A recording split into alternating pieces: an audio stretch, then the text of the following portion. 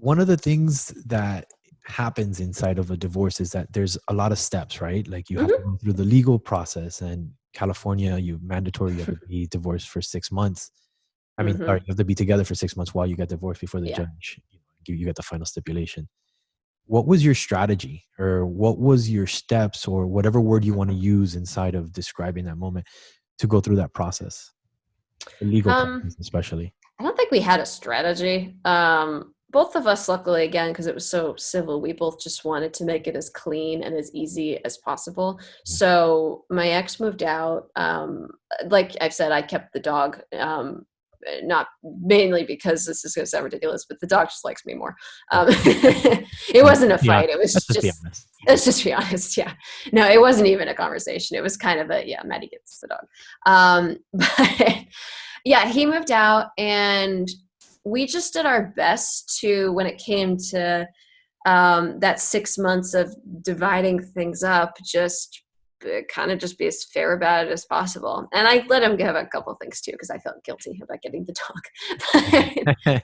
um, but we didn't really have a strategy. I mean, we just did our best to kind of move on, be he was out of my space, and just be as generally considerate as possible about what we were doing. Like, because I know he started dating pretty quickly, and he would tell me that he was doing that without going into too many details. Yeah. The point was, like, you find you're transparent, but not so transparent that it's just hurtful and you're oversharing with your partner. So I really wish I could answer better about how we handled that 6 months and the legal issues, but we just tried to make it as clean as possible with the lawyers, and like relatively minimal contact, just enough to be considerate during that time. But we really didn't have a strategy, Did honestly. you guys communicate, or did you let the lawyers do all the communication?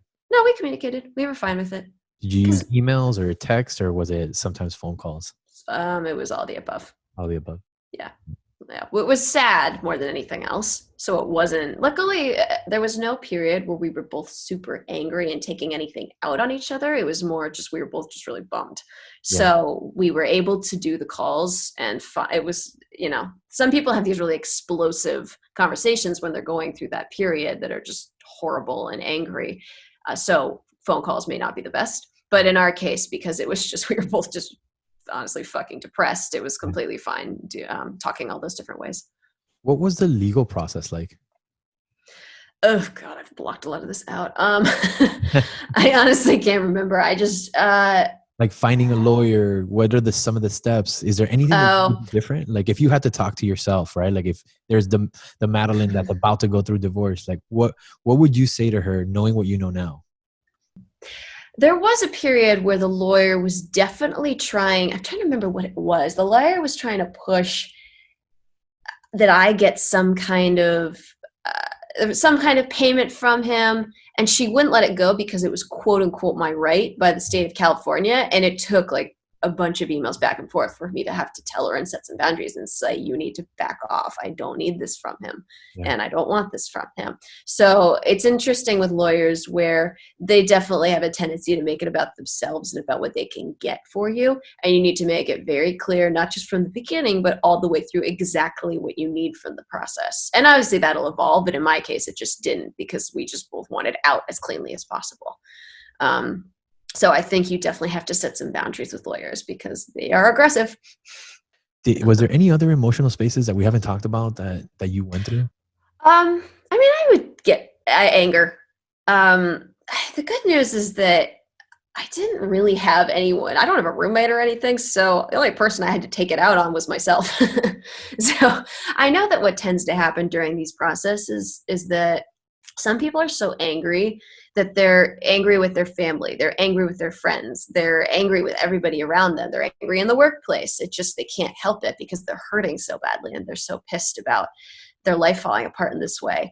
Our divorce was a little complicated in that we almost got divorced twice. Mm. The first time was right after we got married. It was 2 months later, and we told our parents we wanted a divorce. We didn't want to separate. We were done. We were out.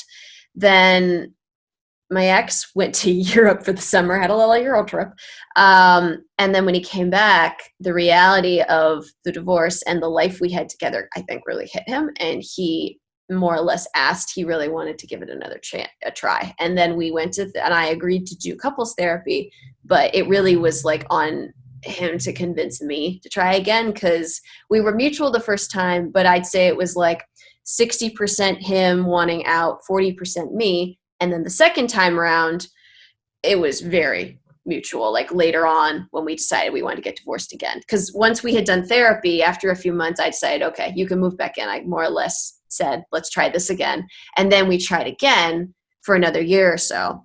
And then that was when we were like, okay, we can't do this. This is not working. We're going to get a divorce. So it was like this horrible 2-part process.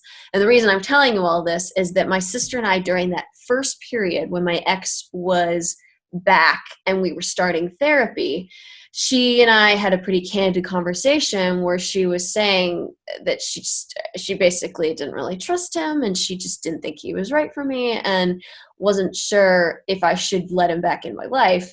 And that was the only time I kind of lost it on somebody, where she was just trying to be, she's a very honest person, and she's the kind of person who will tell me things I don't want to hear. She's not the sister who will buy you beer when you're underage. She's the kind of sister who's just really protective, both in a good way and a bad way. Mostly good. But anyway, so somebody will tell me what I don't want to hear. And in my heart of hearts, I knew that he wasn't right for me, and I shouldn't let him. I should just say, okay, no, you know what? I know you're back and I know that you missed me, but we need to do this. You're not right for me. Right. And she more or less was honest with me about that. And I really lost on her for not being supportive and saying that I think he and I deserved another chance. We should try again. And I just super got angry with her. And to this day, I feel really bad about that, because she was doing what she felt was right. And honestly, nowadays, I think what she was doing was right. And that's the only time I've ever really gotten emotional in that way and took it out on someone. Did you ever go back and talk to her about that? No, which I need to do, which I've been meaning to do and putting it off for a very long time. So that's one of those regrets and things in life I still need to sweep up. Yeah. Isn't it awesome? Like, I mean, that we can always go back and clean it up. Yeah, it is. But also you need to do it. Yeah, And the longer you wait, the more it hangs over you. Yeah, thinking about it doesn't get it done. Exactly. And feeling bad and talking about it on a podcast doesn't get it done. No, it doesn't get it done either. But making that phone call, it does get it done. Yeah, exactly. Great. And it's always good, because it's always like, oh, it always seems easier when you're on the other side of it. You're like, man, I could have done it before. Why? I know. I can totally done that. What would you change? Honestly, if I could change anything, I wouldn't have. Sorry, what? You can pick anything, like anything. What would you change? I would have ended it. Honestly, I wouldn't have married him, because I was having doubts leading up to the wedding. I was having big time doubts leading up to the wedding, and I found out later, so was he. I didn't ask him to expand on it because I don't want to know. Some things are best left in the past. Yeah. But I really wish I had had the strength to have a conversation with him about my doubts, because I'm glad that I saw everything through once we got divorced in the way I did. So this is one of the things I've said this before, so forgive the fact that I'm telling a story again that I've told before.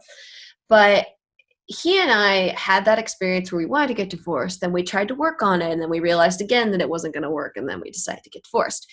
But the good thing is, because we worked on it the way we did and we really gave it a shot the way we did, I don't look back and wonder what if. I don't regret the fact that I got divorced, because I know a lot of people who are in relationships, they wonder, like, what if we just given it another 6 months? Maybe if we'd worked this one issue, we could have made it work. And I don't feel that way. And it's funny, the thing I've said to people is, I don't really, at this point now, I've let go so much that I don't feel jealous of the women he's not with, because it's like you're at a party and there's some person who you've never dated, they're your dream guy, and you're looking at them across the room and they're flirting with someone else, and you're thinking, what if I just wish I had my shot? Like, just look at me for a second and we can give this a try. Just give me a shot. We really gave it our all. And now I honestly wish that he can find someone who is more right for him than I ever was. And it gives me the freedom to move forward. So I do wish at the end of the day that we hadn't gotten married and saved ourselves the heartache and the money. But at the end of the day, I am glad that we went through it the way we did, because I feel happy moving forward in my life. And I think he does too. That's a wrap on another episode of Divorce the First 6 Months. Don't forget to hit subscribe for more insights. Take care.